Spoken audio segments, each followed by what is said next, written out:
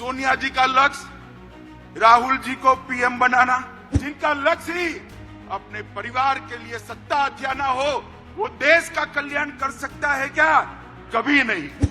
देश के लोकतंत्र को भ्रष्टाचार, परिवारवाद, तुष्टीकरण और जातिवाद से कलर्ड कर 2047 तक का लक्ष्य रखा।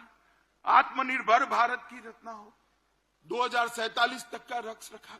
सोनिया जी का लक्ष्य राहुल जी को पीएम बनाना, पवार साहब का लक्ष्य बेटी को सीएम बनाना, ममता दीदी का लक्ष्य भतीजे को सीएम बनाना, स्टालिन का लक्ष्य अपने बेटे को सीएम बनाना, लालू प्रसाद जी का लक्ष्य अपने बेटे को सीएम बनाना, उद्धव ठाकरे का लक्ष्य अपने बेटे को सीएम बनाना, और मुलायम सिंह जी बेटे को बनाकर ही गए हैं।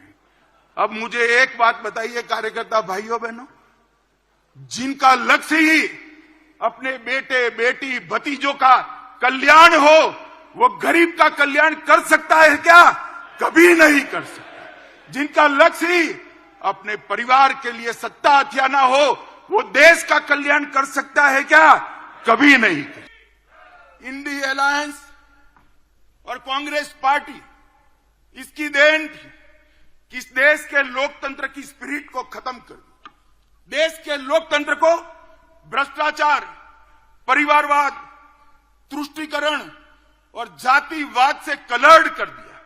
कभी भी स्वतंत्र रूप से जनमत उभर कर न आए, इस प्रकार की लोकतांत्रिक व्यवस्था करने में परिवारवादी पार्टियां लगी रही। मोदी जी ने 10 ही साल में भ्रष्टाचार, परिवारवाद, तुष्टीकरण और जातिवाद को समाप्त कर विकास की राजनीति को मध्य बिंदु में लाया, जिसको देश की जनता ने स्वीकारा।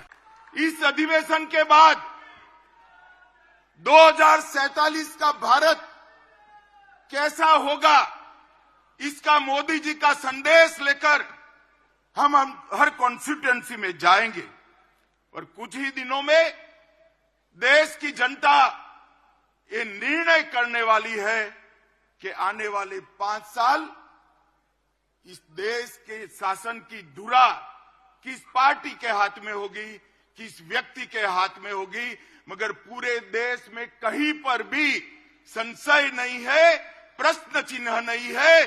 देश ने तय किया है कि मोदी जी फिर से एक बार इस देश के प्रधानमंत्री। साथियों, 75 साल में इस देश ने 17 लोकसभा के चुनाव देखे हैं, 22 सरकारें देखी हैं, 15 प्रधानमंत्री देखे हैं। देश ने जितनी भी सरकारें आई, अपने अपने समय में हर सरकार ने समयानुकूल विकास करने का प्रयास किया है।